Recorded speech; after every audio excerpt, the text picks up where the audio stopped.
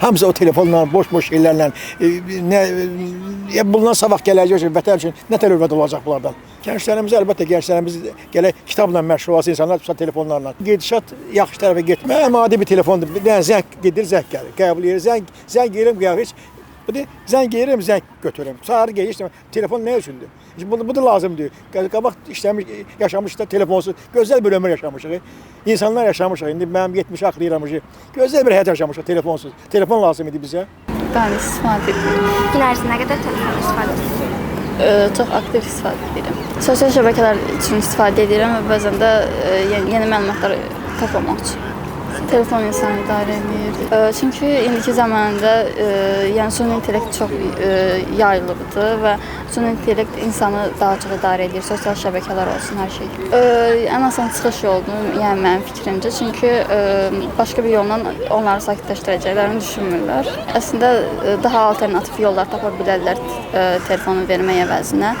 Əslində çox da istifadə eləməməlidir. Uşaqlar onların ziyandır yəni. İstifadə etdiyim 3 saat, 4 saat aralığı olur. Bundan artıq olmur. Dərs iş olduğu üçün bu ikisindən məsələn az vaxt istifadə edirəm.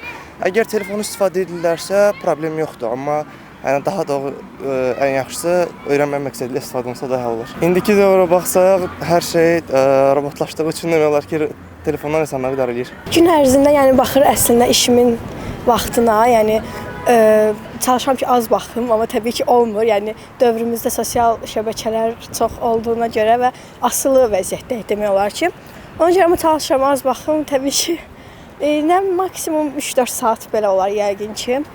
Əsasən sosial şəbəkələrdə çox vaxt keçirirəm və bəzən də dərslər falan atılır PDF-lər şəklində, onları oxuyuram. Uşaqlar baxır nə məqsədlə oynayırlar məncə.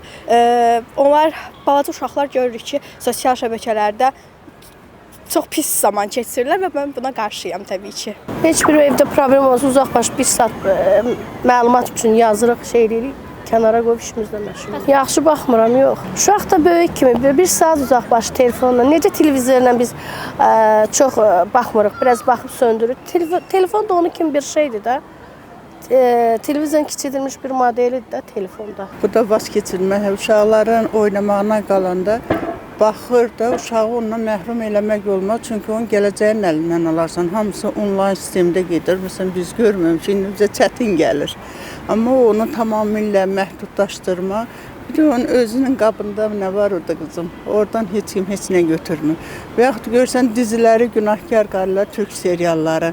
Amma türk serialları demir ki, gəl məndə olanı götür, oranın müsbəti də çoxdur.